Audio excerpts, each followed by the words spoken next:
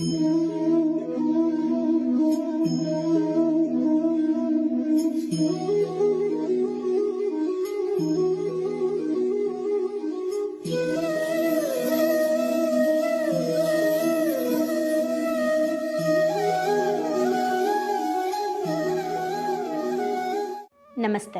ಅಂಚೆಗೆ ಹೋಗದ ಪತ್ರ ಪುಸ್ತಕದಿಂದ ನಮ್ಮ ಮುಂದಿನ ಚಾಪ್ಟರ್ನ ಹೆಸರು ನಿಮ್ಮ ನೋವನ್ನು ಕಳೆದರೆ ನಿಮಗೆ ಶಾಂತಿ ಸಿಗುತ್ತದೆ. ನಮ್ಮ ನೋವನ್ನು ಮೈನಸ್ ಮಾಡಿದ್ರೆ ನಮ್ಮ ಜೀವನದಲ್ಲಿ ನಮಗೆ ಶಾಂತಿ ಸಿಗುತ್ತಂತೆ. ಎಷ್ಟು ಚೆನ್ನಾಗಿದೆ ಅಲ್ವಾ ಸೆಂಟೆನ್ಸು. ಅದಕ್ಕೆ ಅವ್ರು ಎಷ್ಟು ಚೆನ್ನಾಗಿ ಕೊಟ್ಟಿದ್ದಾರೆ ಅಂತ ಅಂದರೆ, ನಮ್ಮ ತಲೆ ಒಳಗಡೆ ಕುತ್ಕೊಂಡು ಯಾವುದೇ ಒಬ್ಬ ವ್ಯಕ್ತಿ ಆಗಿರಲಿ, ಯಾವುದೇ ಪರಿಸ್ಥಿತಿ ಆಗಿರಲಿ, ನಮ್ಮ ಮನಸ್ಸಿನ ನೆಮ್ಮದಿಯನ್ನು ಹಾಳು ಮಾಡುವಂತಹ ಹಕ್ಕು ಯಾರಿಗೂ ಇಲ್ಲ. ನಿಮ್ಮ ಮನಃಶಾಂತಿಯ ಮೇಲೆ ಯಾರಿಗೂ ಅಧಿಕಾರವನ್ನು ಕೊಡಬೇಡಿ ಅಂತ ಹೇಳ್ತಿದ್ದಾರೆ. ಜನಗಳನ್ನ ನಾವು ದೂಷಿಸೋದಲ್ಲ ಇಲ್ಲಿ. ನಾವು ನಮ್ಮ ಮನಃಶಾಂತಿ ಇವರಿಂದ ಹಾಳಾಗ್ತಿದೆ ಅಂತ ಹೇಳಿ ನಾವು ಇನ್ನೊಬ್ಬರಿಗೆ ಅಧಿಕಾರ ಕೊಡೋದು ಬೇಡ ಅಂತ ಹೇಳ್ತಿದ್ದಾರೆ. ಓಕೆ, ನಾವು ಯಾವಾಗಲೂ ಕೂಡ ಏನೇ ಆಗಲಿ, ಯಾರೇ ಆಗಿರಲಿ, ನಮ್ಮ ನೆಮ್ಮದಿಯನ್ನು ಫಸ್ಟು ಪ್ರಿಯಾರಿಟಿ ಕೊಡಬೇಕು. ನಮ್ಮ ನೆಮ್ಮದಿನ ಫಸ್ಟು ನಾವು ನೋಡ್ಕೋಬೇಕು.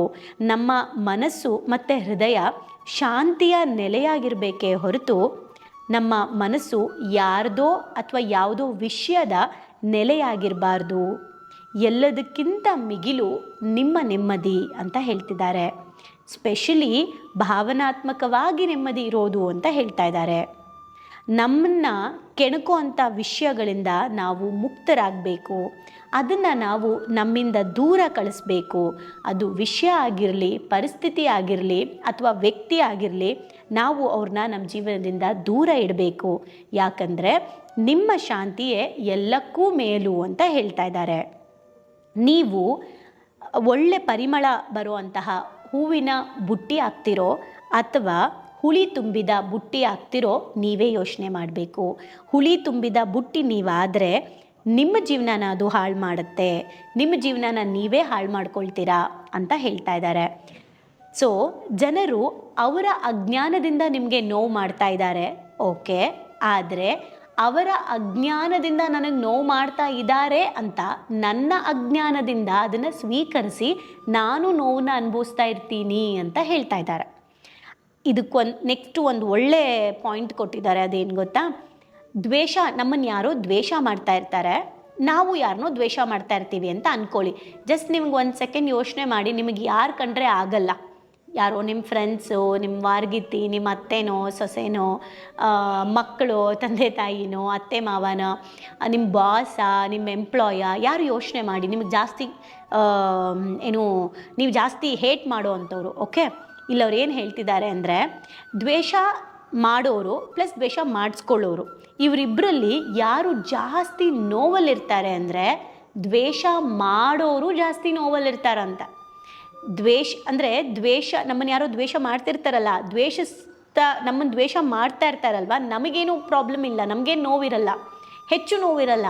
ಆದರೆ ನಾವು ಯಾರನ್ನಾದ್ರೂ ದ್ವೇಷ ಮಾಡ್ತೀವಿ ಅಂದರೆ ನಮಗೆ ಜಾಸ್ತಿ ನೋವು ಅಂತ ಹೇಳ್ತಾ ಇದ್ದಾರೆ. ಹೇಗೆ ಅದು ಅಂದರೆ, ನಮ್ಮ ನಿದ್ದೆನ ಹಾಳು ಮಾಡುತ್ತೆ, ನಮ್ಮ ಆರೋಗ್ಯವನ್ನು ಹಾಳು ಮಾಡುತ್ತೆ, ನಮ್ಮ ಶಾಂತಿಯನ್ನು ಹಾಳು ಮಾಡುತ್ತೆ, ನಮ್ಮ ಸೌಂದರ್ಯವನ್ನು ಹಾಳು ಮಾಡುತ್ತೆ ಅಂತ ಹೇಳ್ತಾ ಇದ್ದಾರೆ. ನಮ್ಮ ಶಾಂತಿಯನ್ನು ಕಳ್ಕೊಂಡು ನೋವಿನಲ್ಲಿ ಬದುಕೋದು ಎಂತಹ ಸಾರ್ಥಕತೆ ಜೀವನ ಅಂತ ಹೇಳ್ತಾ ಇದ್ದಾರೆ. ಇದರಿಂದ ಯಾವ ಲಾಭನೂ ಇಲ್ಲ. ಕಂಪ್ಲೀಟ್ಲಿ ಲಾಸಲ್ಲಿ ಇರ್ತೀರ, ನೀವು ನಷ್ಟನ ಅನುಭವಿಸ್ತೀರಾ. ನೋವನ್ನು ಬಿಟ್ಟು ನೀವು ನೋವನ್ನೇ ಯಾಕೆ ನೀವು ಕರ್ಕೊಂಡು ಜೀವಿಸಬೇಕು ಅಂತ ಪ್ರಶ್ನೆ ಕೇಳ್ತಾ ಇದ್ದಾರೆ. ಕರೆಕ್ಟ್ ಅಲ್ವಾ? ಸೊ ನಮ್ಮನ್ನು ಯಾರು ದ್ವೇಷಿಸ್ತಾ ಇದ್ದಾರಾ?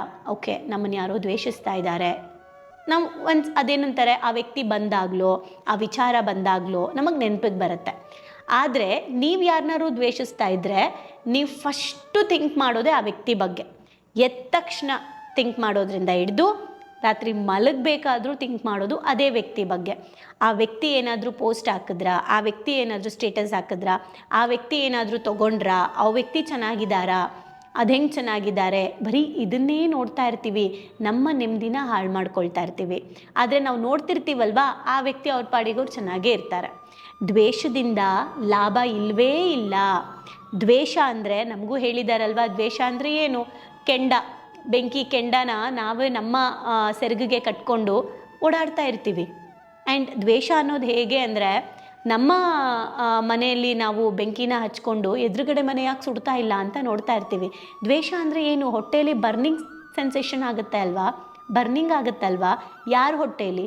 ನಾನು ದ್ವೇಷಿಸೋದ್ರಿಂದ ಅವ್ರ ಹೊಟ್ಟೆಯಲ್ಲಿ, ಎದುರುಗಡೆ ಇರೋ ವ್ಯಕ್ತಿ ಹೊಟ್ಟೆಯಲ್ಲೋ, ಅಥವಾ ನಾನು ಯಾರನ್ನ ದ್ವೇಷಿಸ್ತಿದ್ದೀನಿ ಅವ್ರ ಹೊಟ್ಟೆಯಲ್ಲಿ ಏನು ಬರ್ನಿಂಗ್ ಸೆನ್ಸೇಷನ್ ಆಗುತ್ತಾ, ನನ್ನ ಹೊಟ್ಟೆಯಲ್ಲಾಗುತ್ತಾ? ಅಂದರೆ ನನ್ನ ನೆಮ್ಮದಿ, ನನ್ನ ಆರೋಗ್ಯನ ನಾನು ಹಾಳು ಮಾಡ್ಕೊಳ್ತಾ ಇರ್ತೀನಿ ಅಂತ ಹೇಳ್ತಾ ಇದ್ದಾರೆ. ಅದಕ್ಕೆ ಅವ್ರು ಏನು ಹೇಳ್ತಾರೆ, ಪ್ರಾಪಂಚಿಕವಾಗಿ ನಾರ್ಮಲಿ ಲೌಕಿಕವಾಗಿ ಜನರು ಮತ್ತು ಘಟನೆಗಳು ನಮ್ಮನ್ನು ನೋಯಿಸ್ತಾರೆ. ಅಂದರೆ ನೋಯಿಸೋದು ಕಾಮನ್, ನೋಯಿಸಬಹುದು ಅಂತ ಹೇಳ್ತಿದ್ದಾರೆ. ಆದರೆ ಆ ನೋವನ್ನು ನಾನೆಷ್ಟು ಯೋಚನೆ ಮಾಡ್ತೀನಿ ಅವ್ರ ಬಗ್ಗೆ ಅಥವಾ ವಿಷಯದ ಬಗ್ಗೆ, ನಾನೆಷ್ಟೊತ್ತು ಯೋಚನೆ ಮಾಡ್ತೀನಿ, ಎಷ್ಟು ಆಳವಾಗಿ ಯೋಚನೆ ಮಾಡ್ತೀನಿ ಅನ್ನೋದ್ರ ಮೇಲೆ ನನಗೆ ನೋವಾಗುತ್ತೆ ಹೊರತು ಆ ವ್ಯಕ್ತಿ ಅಥವಾ ಪರಿಸ್ಥಿತಿಯಿಂದ ಅಲ್ಲ ಅಂತ ಹೇಳ್ತಾ ಇದ್ದಾರೆ. ಅದಕ್ಕೆ ಅವ್ರು ಏನು ಹೇಳ್ತಾರೆ ಅಂದರೆ, ನಿಮ್ಮಲ್ಲಿನ ಶಾಂತಿಗೆ ನೀಡುವ ಬೆಲೆಗಿಂತ ಹೆಚ್ಚಿನ ಆದ್ಯತೆಯನ್ನು ನಾವು ಯಾವಾಗಲೂ ಕೂಡ ನಮ್ಮ ಅಡೆಚಡೆಗಳಿಗೆ ನೀಡ್ತಾ ಇರ್ತೀವಿ. ನಮ್ಮನ್ನೇನು ಡಿಸ್ಟ್ರಾಕ್ಷನ್ ಮಾಡ್ತಿರ್ತಾರೆ ಅವ್ರ ಮೇಲೆ ನಾವು ಜಾಸ್ತಿ ಫೋಕಸ್ ಮಾಡೋದಕ್ಕೆ ನಾವು ಸಂತೋಷವಾಗಿ ಶಾಂತಿಯಾಗಿ ಇರೋಕ್ಕೆ ಆಗಲ್ಲ ಅಂತ ಹೇಳ್ತಿದ್ದಾರೆ. ಅದೇ ಥರನೇ ಯಾರಾದರೂ ನಿಮಗೆ ತಪ್ಪನ್ನು ಮಾಡಿದ್ರೆ, ನಿಮ್ಮ ಜೀವನದಲ್ಲಿ ಯಾರಾದರೂ ತಪ್ಪು ಮಾಡಿದ್ರೆ, ನಿಮ್ಮ ಜೀವನದಲ್ಲಿ ಪದೇ ಪದೇ ನಿಮಗೆ ದುಃಖನ ಕೊಡ್ತಾ ಇದ್ದರೆ, ನಿಮ್ಮ ಜೀವನದಲ್ಲಿ ನಿಮ್ಮನ್ನು ದ್ವೇಷಿಸ್ತಾ ಇದ್ದರೆ, ನೀವೇ ಅವರ ಬದುಕಿಂದ ದೂರ ಇರಿ, ಅಥವಾ ನಮ್ಮ ಬದುಕಿಂದ ಅವ್ರನ್ನ ದೂರ ಇಡೋಣ. ಯಾಕೆ ಅಂದರೆ ನಮ್ಮ ಮನಸ್ಸಿನಲ್ಲಿ, ನಮ್ಮ ಹೃದಯದಲ್ಲಿ ಶಾಂತಿಯನ್ನು ಮಾತ್ರ ನೆಲೆಸೋಣ ಬಿಟ್ಟು ಉಳಿದವ್ರನ್ನೆಲ್ಲ ಹೊರಗಡೆ ಕಳಿಸೋಣ ಅಂತ ಹೇಳ್ತಿದ್ದಾರೆ. ಸೊ ನಮ್ಮನ್ನು ಯಾರು ಹೇಟ್ ಮಾಡ್ತಾರೆ, ನಾವು ಯಾರನ್ನ ಹೇಟ್ ಮಾಡ್ತೀವಿ, ಎಲ್ಲರೂ ಬದುಕಿ ಜೀವನ ಮಾಡಬೇಕು ಅಂತ ಅಲ್ಲ. ಅವರ ಬಗ್ಗೆ ನಮಗಿರುವಂತಹ ಆಲೋಚನೆಗಳು, ದ್ವೇಷವನ್ನು ಸಾಯಿಸೋಣ. ವ್ಯಕ್ತಿಯನ್ನು ಸಾಯಿಸೋದು ಬೇಡ, ಆ ವ್ಯಕ್ತಿ ಮೇಲಿರೋ ದ್ವೇಷವನ್ನು ಸಾಯಿಸೋಣ. ಯಾಕೆ? ಬಿಕಾಸ್ ನನ್ನ ಶಾಂತಿಗೋಸ್ಕರ. ಆ್ಯಂಡ್ ತುಂಬ ಚೆನ್ನಾಗಿರೋ ಮ್ಯಾಟ್ರ್ ಏನಂದರೆ, ನಾವು ಶಾಂತಿಯಿಂದ ಇದ್ದರೆ ಸುಂದರವಾಗಿರ್ತೀವಂತೆ. ಆ್ಯಂಡ್ ಮಹತ್ವವಾದ ವಿಚಾರ ಏನಂದರೆ, ನಮ್ಮ ಶಾಂತಿ ನಮ್ಮ ಕೈಯಲ್ಲೇ ಇದೆ ಅಂತ. ಸೊ ನೀವೇ ಯೋಚನೆ ಮಾಡಿ. ಈಗ ಸುಮ್ಮನೆ ನೀವು ಎಲ್ಲರೂ ಯೋಚನೆ ಮಾಡೋಣ, ಯಾರನ್ನಾದರೂ ನಾವು ತುಂಬ ದ್ವೇಷಿಸುವಂಥ ವ್ಯಕ್ತಿನ ನೆನಪು ಮಾಡ್ಕೊಳ್ಳೋಣ.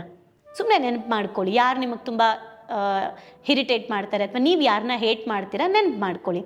ನೆನಪು ಮಾಡ್ಕೊಂಬಿಟ್ಟು ಸುಮ್ಮನೆ ಓಕೆ ಆಯಿತು ಬಿಡು, ಕ್ಷಮಿಸ್ಬಿಡೋಣ ಅಂತ ಅಂದ್ಕೊಳ್ಳಿ.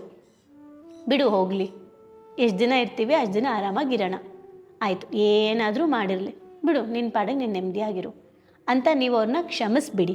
ಓಕೆ, ನೀವು ಫೇಸ್ಬುಕ್, ವಾಟ್ಸಪ್, ಇನ್ಸ್ಟಾಗ್ರಾಮ್ ಎಲ್ಲೇ ಆಗಿರ್ಬೋದು, ಅವ್ರನ್ನ ಫಾಲೋ ಮಾಡೋದನ್ನು ಬಿಟ್ಬಿಡಿ, ಅವ್ರನ್ನ ನೋಡೋದನ್ನು ಬಿಟ್ಬಿಡಿ, ಅವ್ರ ಬಗ್ಗೆ ಮಾತಾಡೋದನ್ನು ಬಿಟ್ಬಿಡಿ.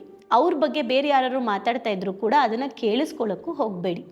ನಿಮ್ಮ ತಲೆಯಲ್ಲಿ ಅವ್ರ ಬಗ್ಗೆ ಯೋಚನೆ ಬರ್ತಾ ಇದ್ದಂಗೆ ಇಮ್ಮಿಡಿಯೇಟಾಗಿ ದಟ್ಸ್ ಓಕೆ, ಕ್ಷಮಿಸ್ಬಿಡೋಣ ಅಂತ ಒಂದೇ ಸಲ ಅಂದ್ಕೊಳ್ಳಿ.